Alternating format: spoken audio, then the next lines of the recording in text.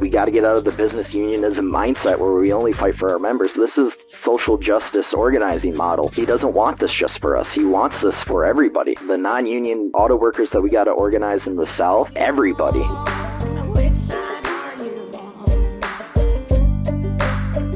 So let's talk to UAW member Nick Livick. Really appreciate you taking the time to talk to us this morning, brother. No, thanks for having me. So let's start with, just a little bit of biographical information. You work for one of the big three automakers. Which one? Where do you work? What kind of job do you do? Go. So I work for General Motors in Fairfax, Kansas. And right now I'm in the trim side, and I'm in the pool. So like I can go pretty much, realistically, I stay inside my group, but I can go anywhere in the plant. The cool thing, like I like it. Some people don't like being in the pool. Some people want to be on the same job every day, but I like kind of bouncing around, doing something different every single day. It kind of breaks up the boredom of the day to day. And how long have you been doing that? Today is actually my 10th year as a seniority employee. So, but if you count my temp time, it's actually closer to 11 or 11 and a half. I was one of the lucky ones. And I got hired after only about a year and a half of being a temp. Some of them, my friend was a temp for 5 years, 6 years at my plant. Yeah. And then he still has an 8-year growing scale. Well, and that's one of the things we're going to be talking about, I think, here in a second. And I just checked the stream. The way that we've got it set up, I don't have like a feedback video. And so I see that you copied me this morning. I don't know what the deal is with that, but that is a very nice shirt. Nope. I like it. I noticed that when I came on, and I was like, oh, man, should I go change? But I was like, oh. No, it's a good shirt. I like it. It's a good organization. Absolutely. Labor Notes is big fans of Labor Notes here. They are a sponsor of our Thursday morning show, Shop Talk. So big fans of Labor Notes over here. So let's talk about some of those conditions at GM. You've been there now for 10 years. I did not realize, you look young. I wouldn't have guessed that you had been there for 10 years. I started early. So what is it? What is it like? What are some of the conditions that y'all work under at GM in Kansas? So it's busy work. We're one of the leanest operating plants in North America.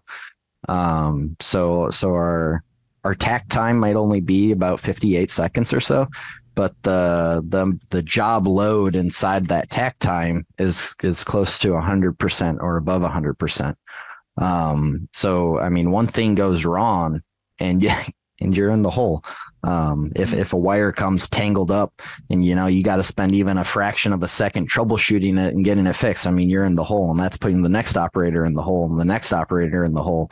And the moment you shut the line down, you have management, like not even 3-5 seconds, calling out over the radio, what's going on at this job location. So it's a high stress environment. And it's also a very fast paced environment.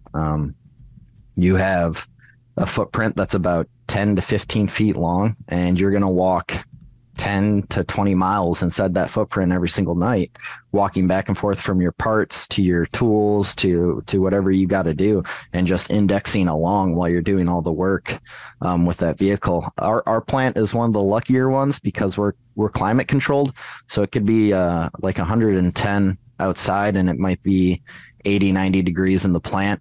You go a short hop and skip over the border to 249 at Clay Como, and they build the Ford F-150, and they're not climate controlled. And if it's hot outside, it's boiling in the plant. So. Yeah, and I don't know if you saw in the chat, we do have somebody from 249 in the chat, Chase. I don't know if you know who they are, but they said they concurred in the chat. They said, yeah, same here at Ford. And so, what are kind of the animating issues as you see them, or is the workforce animated? How are your coworkers feeling about this round of negotiations? Man, everything is different. Like it is insane, the difference, one member, one vote, and how it's changed our leadership. We are getting so much more information out from international than we've ever gotten before. And people are really fired up. This is a lot of this entire Members United team that got elected. The big three actually created this team because this is what the shop floor has been saying. And when we got to voice our opinion as a collective and we chose change, it's what we've been saying for years. I mean, we've been forgotten. If you look back at the past few contracts, 2011, we didn't get a raise. 2015, I think it was like a meager raise. And then 2019, it was like 2-3% raises. So we're not even keeping up with inflation at this point. Our wages are falling behind. Our work is getting busier. These proposals come out, and I'm sure it's the same way at 249. But when my shop floor saw the GM proposal, I mean, we had our lunch break like 30 minutes afterwards, and people were upset. We came in during COVID. We risked our lives for these companies, and some of our brothers and sisters died from getting infected. And I mean, this is all you're offering us, and then you want to turn around and say we're a family. You want to turn around and say we're a team, but you're not rewarded. Like, if this is a team, if we're a family, this is abusive, and I want out. Right. But we're just trying to fight for our fair, equitable share. Mm-hmm. Right. And that's something that's important to underscore, that, the fairness of this thing, because some people are still in the 2008 that's where they've got their mind about the American auto industry, that it's this, it's super fragile. Anything at all could make it collapse, and these poor companies, all this kind of stuff. But that's not where they are anymore, right? No, and my story starts out in Janesville, Wisconsin. That's where my parents came from. That's where my grandfather worked. So I'm very, very aware of what it's like to go through a plant closure and what it was like to go through that entire scenario. And the union members get a bad rap over that. The Great Recession, the auto workers aren't to blame for that. Like, that was a Wall Street thing. I mean, the entire stock market crashed, and you're telling us like UAW members making decent wages and decent benefits caused that? No. What caused that was bad management. They decided to continue to produce gas guzzling SUVs and trucks while their competitors, if they want to talk about being competitive, while their competitors were making fuel efficient, smaller cars because they saw the gas prices rising. And the big three didn't change fast enough. And then they came to us and they said, hey, it was part of the government mandate that we give up some of these benefits. And it was like we were promised that this is just temporary. It's just temporary. Right. You're going to get these benefits back as soon as we're back up on our feet. Well, here we are, nearly a decade later, and then record profits over the decade later, record profits. I mean, they've never been more profitable. You're talking about companies that have made over $250 billion, and they're still acting like they're broke, while their CEOs are getting massive increases. You look at the GM reinstated the dividend.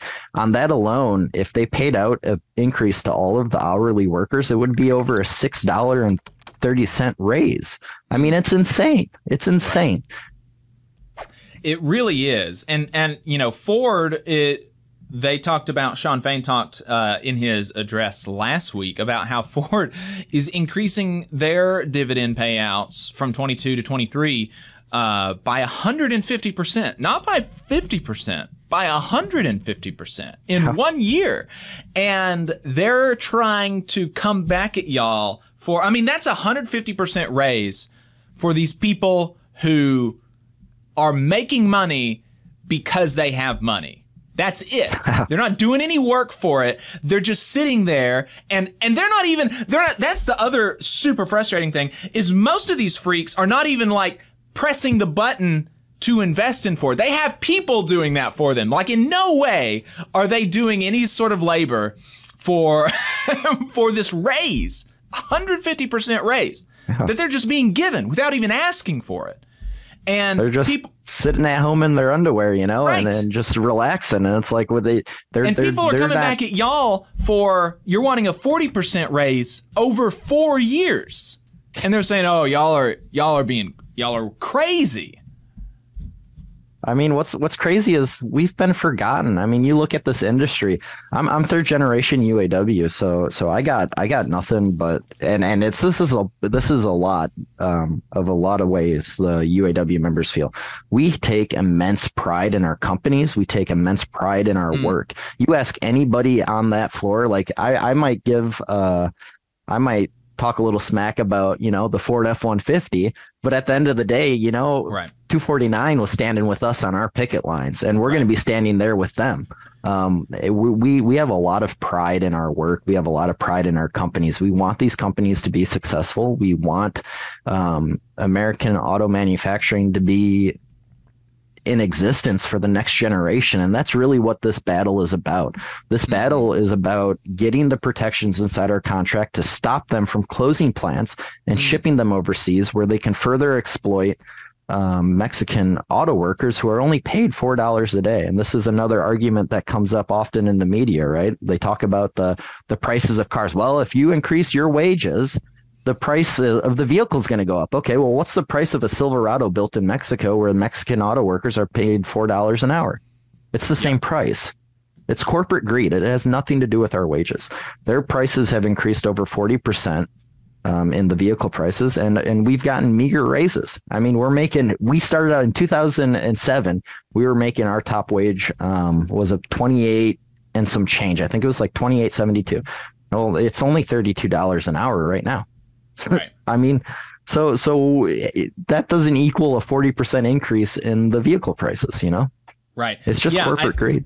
The UAWs put out some stats on that, and if I'm remembering right, they said that over the same period that vehicle prices have increased 40%, worker wages have only increased 6%, and further, labor costs are only 6% of the cost of the vehicle. So when you pay, you know, $50,000, $60,000 for a new Ford, only 6% of that, less than 10%, is going to actually pay people to work. The rest of it is going towards, you know, the like car dealers who are, you know, that's just a totally lecherous industry on society. And the profits for the shareholders, material costs, shipping, things like that. 6% goes to labor. And so the idea that giving, you know, the people who actually create it a raise is going to increase the cost of the thing substantially, or really even noticeably, is just laughable if you do any kind of research. I mean, and look at the Stellantis agreement, the 2019 Stellantis agreement. This is a great fact that came out of Rich Boyer, UAW vice president. The Stellantis 2019 Stellantis agreement, the first 21 days of the agreement, of the 4-year agreement, the first 21 days paid for the entire agreement at Stellantis. And it's mind-blowing. I mean, that's how little our contracts matter to them. And then they're still sitting here saying, well, we got to be competitive, guys. Like, what do you mean? I mean, competitive with who? Competitive with the automaker you're exploiting in Mexico for $4 an hour? Right. I mean, how can we compete with that in our nation? We can't. Right. And that's the importance of these working family protection programs that the UAW is putting out there, which, the UAW is proposing the right to strike over plant closures, and also the Working Families Protection Program, which would say, like, okay, look, if you want to move a plant, then you have to keep paying us in our communities to build up our communities, to do community service, to do local public works projects and stuff like this. You can't anymore just leave a community high and dry like you have done under every single administration since NAFTA. Trump, and he came out last week trying to attack Sean Fain, which is amazing. But his lies about what he did for manufacturing workers in the United States. Manufacturing workers lost jobs under the Trump administration. Jobs went to Mexico under the Trump administration. And so, so the UAW is saying in this contract, they're proposing, look, if you do this, you got to keep paying us. You can't just leave us high and dry. You have to take care of our communities like we took care of you. And that might sound insane to some people, but and this is what I lived through in Janesville. And I know that we've had Lordstown, I know we've had Belvedere, and all these stories, all these 65 plant closures in 20 years. I mean, that's huge. And when these jobs leave, you got to remember, for every job in the plant, 7 jobs are supported outside the plant in the supply chains and the parts suppliers. Janesville, Belvedere, and Lordstown, any community where these factories leave, they get decimated. And I'm not talking like, oh yeah, they're rebounding. We're still 2 decades later, and there's still a hole in the Janesville economy. They're doing a lot better. But that's what happens when these good paying jobs leave. It's almost criminal. And they turn around and then they extort the local electeds and the state electeds, and they say, well, if you want us to keep here, you gotta sweeten the pot, you gotta give us some money, you gotta help us be competitive. So like, they're going around to everybody in the scenario saying, we got to be competitive, and who's making out like bandits? It's the shareholders and the CEOs. Hey, 5 seconds. Just wanted to say that this is only possible because of our donors. If you want to see more of this, then consider donating yourself at tvlr.fm/donate. Exactly. And those 65 plant closures over the last 20 years, the majority of those have been when these companies have been seeing huge profits. The majority of those 65 closures in the last 20 years did not come in 2008. They did not come in the immediate aftermath of 2008. They came when these companies were profitable and doing well, and they wanted to steal more value from the people that actually create their products, whether in Mexico or in the United States. They just wanted to take more from the people who actually produce the thing. And so we've been seeing, with Shawn Fain doing these weekly updates. His most recent one came out last night at like 6 p.m.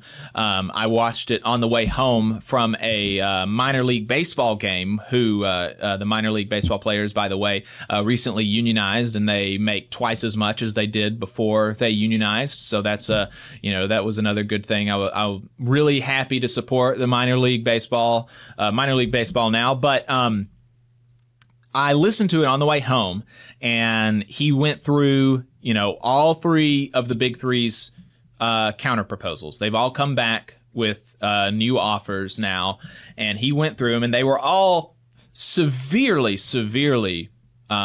insufficient.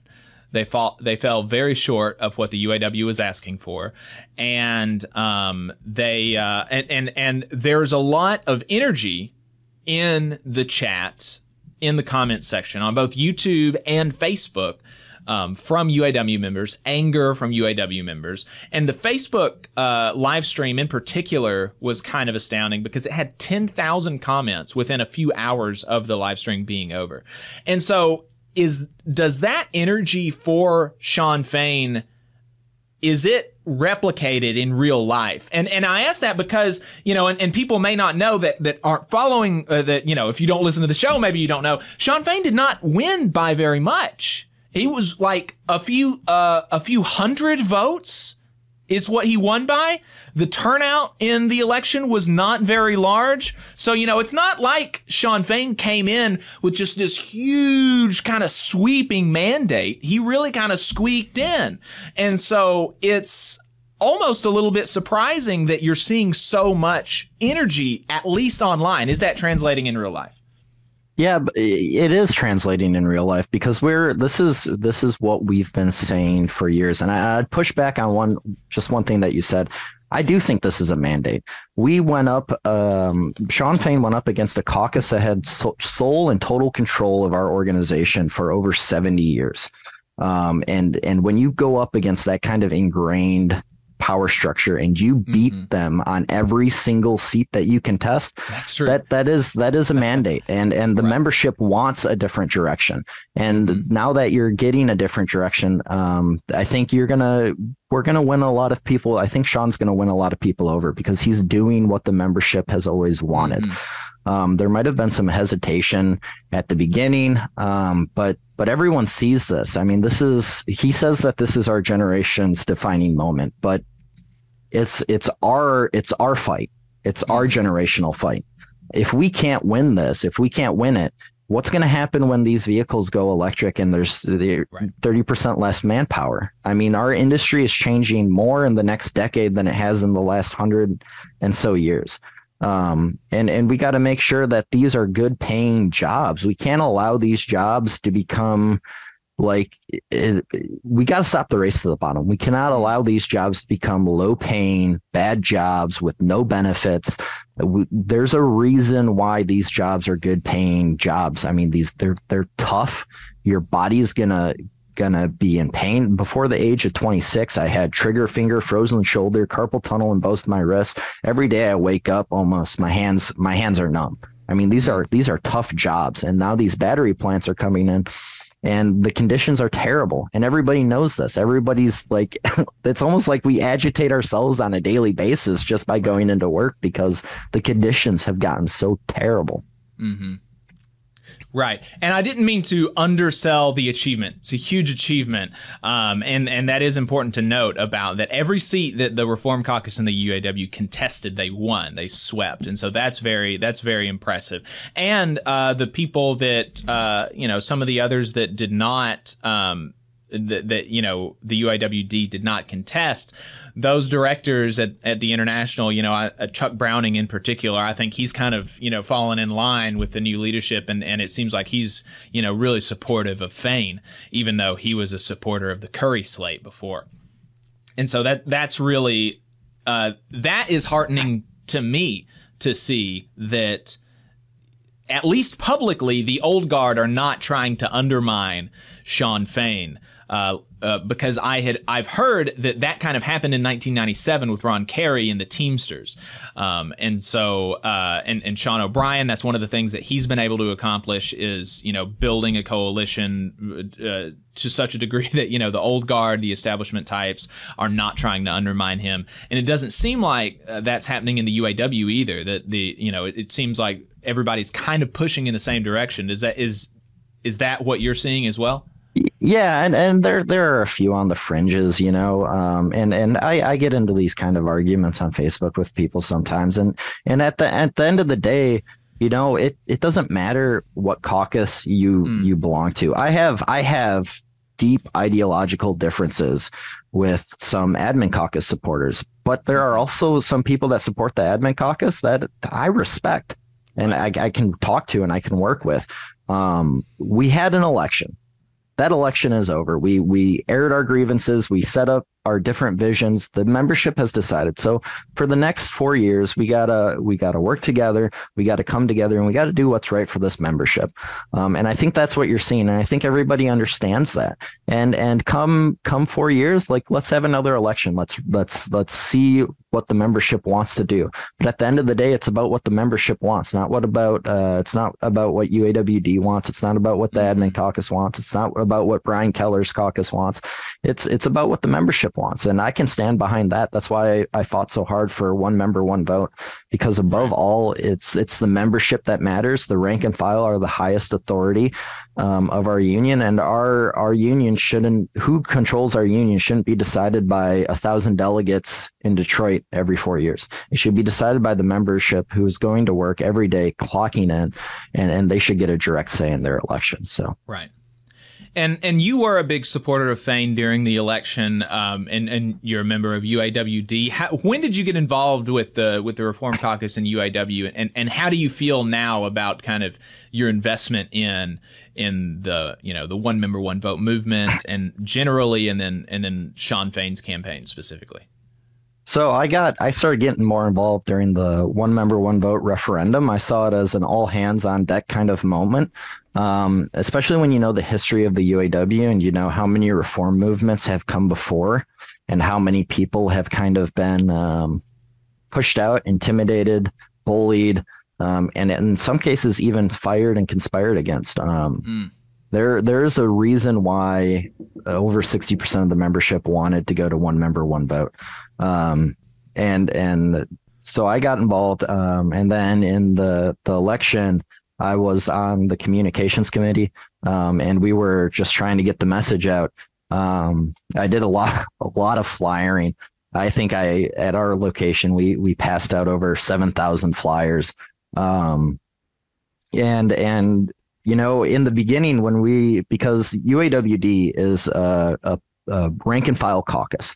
So no decisions are made that aren't democratic decisions. So like even the slate was elected democratically. We had an entire interview process, right? And so this guy, you start hearing about the Shawn Fain guy, and then you're like, oh, he's on international staff, like. And then you're talking to him, and you're listening to his story and about the things like that he's had to fight against, and how he stood up against the entire bargaining committee. I mean, he was one of two people that stood up and said, hey, don't ratify this agreement. I want to say it was in 2011 or 2015. He actually went against the status quo and publicly campaigned for a no vote. And then you see, like, you start hearing it, and you're like, okay, this guy's like, just he's one of us. He's somebody that is really passionate about the UAW. He really loves this organization, and he's given his heart and soul to this organization, and he wants change. But I mean, even as I was campaigning for him, like, this is beyond my wildest dreams. I mean, right. It's inspiring. I mean, and he's not just articulating this argument like, you know, we got to do this for us, because it's never been for us. We got to get out of the business unionism mindset where we only fight for our members. This is social justice organizing model. He doesn't want this just for us. He wants this for everybody, for the non-union auto workers that we got to organize in the South, for I mean, everybody. You know, when we won COLA, we became the first union to win COLA for all of its members, not just at manufacturing sectors. And that made a big impact on the economy. So, I mean, this is beyond my wildest dreams. I'm over the moon with what I'm seeing out of the Shawn Fain administration. But the real challenge is coming up, and the real challenge is going to be, did we prepare enough? Is the membership ready? Are we going to stand up, and are we finally going to throw off our chains and fight back? And I think this membership's ready, and under his leadership, I think we've prepared enough. That you said about this not just being for UAW members, Big Three auto workers, this is for everybody, auto workers in the South, people in other parts of the economy. That's a good segue into, you know, a couple of these questions. One of the stations that we're on is a conservative radio station. I do a guest spot once a week with the conservative morning host. And one of the things that he asked me last week was basically, you know, I'm being a bit reductive with the question, but, you know, what makes these people so special? You know, I was talking about how the Big Three are offering less than inflation raises, how that, you know, that basically with these proposals, they would be taking a pay cut by the end of the 4 years. And he was like, well, you know, that's where a lot of people are. That's where most people are. Why should they get raises when the rest of us don't, right? And what makes you better than everybody else is basically the question. So, Nick, you know, what makes you better? I mean, it's no, I mean, workers without workers, nothing happens in any country, but especially in America. You know, we have this mindset where, like, this rise and grind, like, we got to rise and grind. You gotta, if you don't work 84-hour days, you got soft hands. Like, what? Like, nothing makes us more special, but what we want is a fair economy. A fair economy where 1% of the people don't control more wealth than the bottom 99%. I mean, it's insane. You look at what's going on right now with all the inflation, and studies have already been done on it. It's corporate greed. So we're going to be fine with paying all these people excess of millions of dollars. We're fine when the wealthy need some pandemic assistance and are getting hundreds of millions of dollars in loans that are being forgiven, but we don't want to forgive the student loans that put people in crushing debt. Nothing makes UAW members special. What we're trying to do is fight for a fair agreement that reflects the hard work and sacrifice that we've put in to these companies. Without them or without us, they wouldn't exist. Their profits wouldn't exist without our hard quality work. I mean, everything that management puts in front of us, especially at my location, we have this interior quality thing called it's a BIQ system. So there's like 4 or 5 different levels. Right now we've BIQ 4. So our quality rating, it's above 98%. So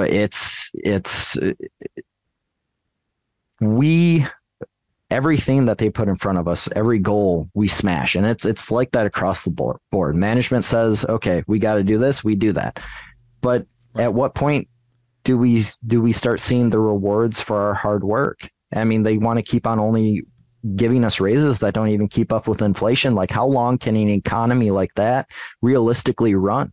I mean, it's the consumer that drives the economy. It's not the rich. It's somebody like Jeff Bezos hoarding billions of dollars like Smaug in Lord of the Rings. I mean, who's going to spend more? You know, the mom who's got to put her kids through daycare and feed her kids and buy Christmas presents and birthday presents. Who's going to spend more of their proportionally? Who's going to spend more of their money in the economy? It's the working class, and that's why the working class needs a raise, so we can actually have an economy that's fair, and we don't have to keep on going down this spiral where the majority are left with nothing. I mean, it's like we're going into another Gilded Age. I don't understand the conservative mindset on this point. Right.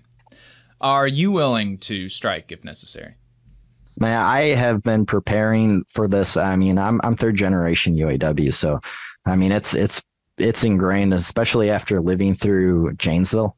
You know, if I don't carry credit card debt because I've seen. I mean, I watched disaster happen in Janesville. I saw people lose their homes, their cars, their everything. I mean, some people even took their own lives. I mean, it's insane. I'm ready to strike. I'm ready to do whatever is possible, because it's not just for me. I look in the eyes of my children, and if I can't fight for this, if I can't win this for them, I mean, I don't want them following in my footprints. I don't want them going into the factories. If this is going to be the deal that they're getting, I don't want them in this industry. And it's about saving this for the next generation and making sure these jobs are still a gold standard, because these jobs deserve to be a gold standard, especially when you're making them billions of dollars, $21 billion in the first 6 months of the year. That's insane. That's insane. And they're telling us that we're being outrageous. Yeah, as long as it takes. And I think everybody is ready. I don't think my mindset is unique. Everybody I've talked to on my floor, even down to the temp, you know, they're ready to their strike because they've been temps they're getting abused. We're working, some Stellantis is working 90 days critical status, 7 days a week, 12-hour days. And we're ready. We're sick of this. We want to be able to experience our children. We want to be able to experience birthday parties, football games, baseball games, dance recitals. We deserve this. It's not something that's only for the ultra wealthy. It's something that's for the working class. And we're all ready. So I would tell these companies, you know, we're ready and we're serious about this. And the rank and file is serious about this. It isn't just Sean Fain. It's every single one of us. And we are ready to reach a fair and equitable agreement at whatever it takes. And prediction, do you think y'all are going to be going on strike Thursday at midnight? Now, with all that said, do I want to go on strike? No. I don't. I want a fair and equitable agreement to be reached. Do I think we're going to go on strike as far apart as everything as we are, and as these corporations are playing games? We got the Stellantis guy going down to Acapulco, Mexico for 2 weeks in the middle of negotiations to his second multi-million-dollar mansion in Mexico. Like, what are you guys thinking? We have CEOs that show up late or don't show up at all. I mean, they clearly don't respect us, and they want to talk about absenteeism. Yeah, I mean, this is I hope we get a fair agreement. I think this is the way the company's bargainers are playing these games. I don't see how that's possible. I know a lot of work gets done in the 11th hour. So maybe there will be some like landmark thing here. But from what I'm seeing, these companies, they say they respect us. They say we're family in the public, and then they go behind closed doors with our national bargainers and they say, you guys are not worthy. We do not respect your work. We do not respect your time. We do not respect that you want more time with your family. We do not respect that you want higher wages. So I'm seeing this. Everything now is pointing all signs to that there's going to be a strike on September 14th. And that's sad. And the company should feel bad about that, that they're going to force people to choose between paying their bills, paying their mortgages, paying their car payments, rather than giving them the fair deal when we lived through COVID and people literally died to make them money. And they should be ashamed of themselves for that.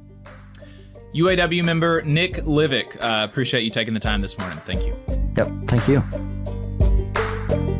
You just saw a clip from the Valley Labor Report. We are live every Saturday morning from 9:30 a.m. till 12:30 p.m. And we pride ourselves on keeping all of our content free to everybody so that we can talk to as many working folks as possible. If you support the work that we're doing, you think that it's important, you think that it's good, then consider making a monthly contribution to the project. And you can do that on our website, tvlr.fm.